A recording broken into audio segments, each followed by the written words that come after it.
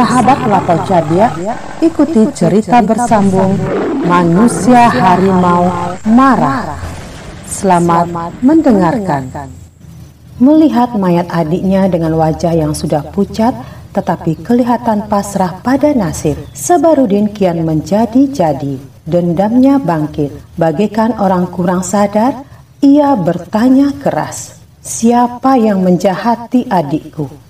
Tidak ada jawaban, karena memang tak ada yang tahu.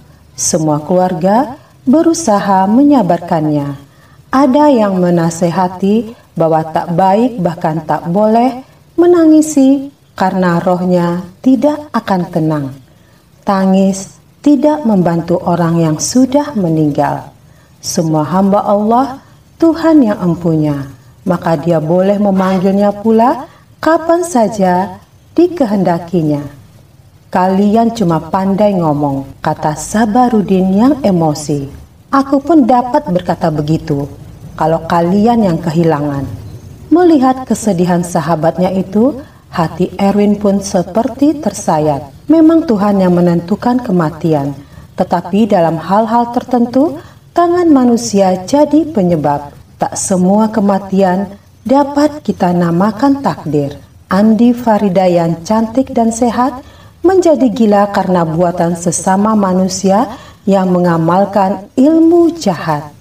Aku ingin tahu, siapakah dukun yang telah menjual Andi Farida kepada orang yang membayarnya. Orang itu akan menerima balasannya. Pada waktu itu terpikir oleh Erwin, apakah ia akan mampu menghadapi dukun hantu yang sudah puluhan dukun gagal menghadapi dia. Banyak sekali keluarga dan sahabat yang mengantar jenazah Andi Farida ke tempat peristirahatannya yang terakhir. Banyak kawan-kawan yang meneteskan air mata.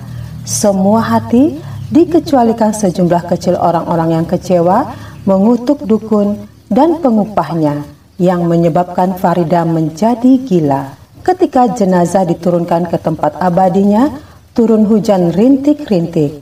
Tetapi tiada angin selembut apapun. Keadaan hening sekali. Dan di tengah keheningan itulah mendadak terdengar suara auman harimau. Orang banyak itu saling pandang dan tanya tanpa kata, apakah maknanya ini? Suara harimau di daerah yang langka harimau. Kalau sebagian dari mereka yang heran dan takut itu tak menemukan jawaban atas pertanyaannya itu, maka beberapa manusia yang mempunyai ilmu dukun, ilmu pusaka yang diturunkan ayah, ibu, kakek, atau nenek segera mengetahui bahwa ada pendatang dari pulau lain masuk ke daerah itu. Pendatang yang tak tampak oleh mata kasar. Mereka hanya dapat menduga bahwa pendatang yang punya suara tapi tak kelihatan rupa itu asalnya dari pulau yang berharimau, seperti Sumatera. Erwin yang mendengar suara itu segera mengetahui bahwa opungnya ada di sekitar situ. Baginya, jelas sekali perbedaan suara opung dan ayahnya. Mengapa opungnya datang ke Sulawesi untuk membayangi cucunya? Mengapa? Andi Sabarudin walaupun dalam duka cita yang amat besar juga mendengar suara itu. Ia tahu bahwa suara itu suara harimau dan dia mendengar selama di Jawa bahwa di Sumatera Barat dan Tapanuli ada manusia-manusia harimau. Bahkan ia mengetahui bahwa manusia harimau pernah ada di Jakarta. Dibacanya dari surat-surat kabar. Kini dengan mendengar suara itu, ia menyangka bahwa yang membuat adiknya gila mungkin dukun yang punya piaraan harimau. Suara tadi menandakan kemenangannya karena sasaran sudah mati dan dikuburkan. Apakah ada orang kampungnya yang menuntut ilmu halus di Sumatera lalu membawa harimau itu? Ataukah dukun itu memang asal Sumatera dari daerah lain yang memiliki harimau? Pada malamnya, sehabis tahlilan, keluarga almarhumah membicarakan suara harimau di kuburan tadi. Erwin juga hadir. Dia hanya mendengarkan sehingga beberapa saat kemudian baru menjawab pertanyaan Sabarudin. "Apakah kau tahu mengapa ada suara harimau tadi?" tanya Sabarudin. "Aku tak sanggup memastikan, tetapi suara tadi memang suara harimau," jawab Erwin. Ia tidak ingin diketahui bahwa ia sendiri, ayahnya, dan kakeknya semua manusia harimau. Keluarga Sabarudin tidak kuasa menyembunyikan dendam yang amat mendalam terhadap orang yang telah menyebabkan kematian Andi Farida. Sudah banyak dukun yang mereka mintai bantuan selagi gadis malang itu masih sakit. Tak seorang pun kuasa menghadapi dukun yang menjahatinya, karena ia punya ilmu yang jauh lebih ampuh dari mereka. Sebenarnya di hampir seluruh kota ada orang-orang hebat dengan ilmu hitam atau putih. Hanya nasib buruk Farida jugalah yang menyebabkan keluarganya belum menemukan dukun yang tepat melawan orang yang merubuhkan gadis itu. "Kau akan menolong kami, Erwin?" tanya Sabarudin. "Aku akan berusaha. Tidak dapat menjanjikan apa-apa. Barangkali apa yang kumiliki tidak lebih daripada orang pandai yang sudah dipanggil." Seperti biasanya ia tidak berani bicara takabur dan memang belum tentu sanggup mengatasi kepandaian orang yang akan dihadapinya itu. "Kami ingin dia binasa," kata Paman Farida. "Suatu dendam yang wajar. Tetapi," kata Erwin tanpa meneruskan kalimatnya, "biar aku yang memikul dosanya," kata Sabarudin. Setelah lepas sembahyang maghrib, mereka masih bicara-bicara. Selesai makan malam, Erwin mengatakan bahwa ia akan berusaha sekuat kemampuannya dan akan sembahyang Isya sendiri di kamar.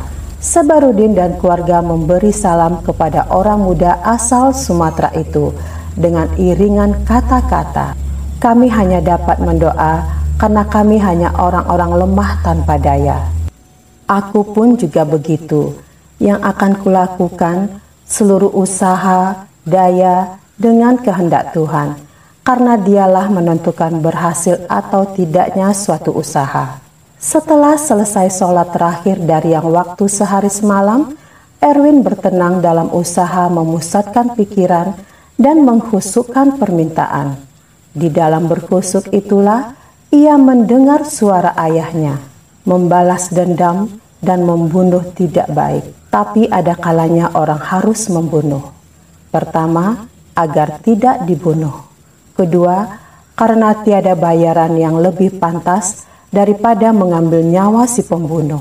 Seperti biasa, ia mengeluarkan pisau tuanya yang sudah setengah karatan, meletakkannya di sebuah piring. "Kalau orang itu ada di kota ini, berputarlah kau 180 derajat. Kalau ia di luar kota, kemarilah kau. Kau belum pernah mengecewakan. Kali ini pun kupinta agar kau jangan sampai mengecewakan aku," kata Erwin setelah lebih dulu membaca mantra.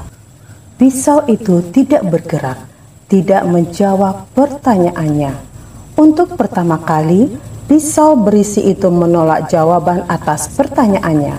Bukan hanya itu, Erwin merasa badannya panas, tetapi mengeluarkan keringat dingin. Tandanya ia menghadapi tantangan, dan pisau itu rupanya tunduk kepada perintah si penantang. Jelas, musuhnya bukan orang yang boleh dipandang enteng saja. Setidak-tidaknya dia tahu bagaimana merahasiakan tempat bermukimnya. Berkata Erwin, "Aku tahu asalmu, baik mata maupun tubuhmu.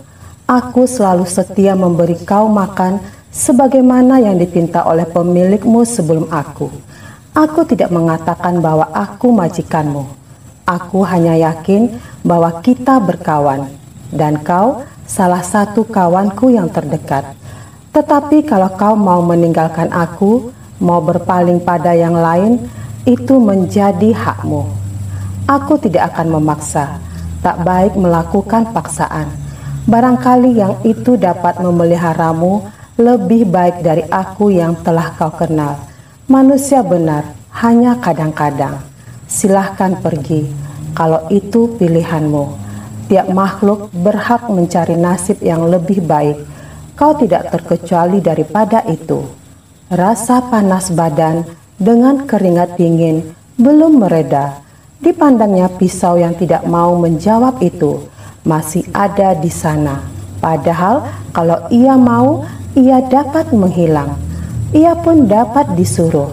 Tetapi Erwin belum pernah memberi tugas sejauh itu. Hulu pisau itu basah. Kemudian entah dari mana sebabnya, ia telah mengeluarkan beberapa tetes air. Kemudian terdengar suara terisak-isak, jelas dari piring tempat pisau itu. Menangiskah ia? Apakah ia tidak menjawab karena di bawah tekanan yang terasa berat? Tolong aku, ayah. Tolong opung. Tolong Inyak Datuk Nan Kuniang, bebaskan pisauku ini dari tekanan orang itu. Tak lama kemudian, panasnya mereda. Keringat dingin pun tidak mengalir lagi. Berkat bantuan yang dipinta kepada orang-orang yang mengasihinya, dibacanya lagi mantra sebelum mengulangi pertanyaan kepada pisau saktinya. Pelan, sangat pelan, pisau itu bergerak. Rupanya ia mulai letih. Sampai 180 derajat ia berhenti. Ia telah menjawab. Orang yang ditanyakan Erwin berada di dalam kota. Diangkatnya pisau itu, diciumnya, lalu disimpannya dalam sarungnya yang terbuat dari kayu. Waktu itu hari telah agak jauh malam. Telah pukul 11 menjelang tengah malam. Ia menghaluskan diri keluar dari rumah. Ia memakai ilmu angin 8 penjuru. Di mana angin dapat lewat, dari situ dia dapat keluar atau masuk. Dengan begitu, tidak seorang pun di rumah itu mengetahui bahwa Erwin telah tiada di kamarnya.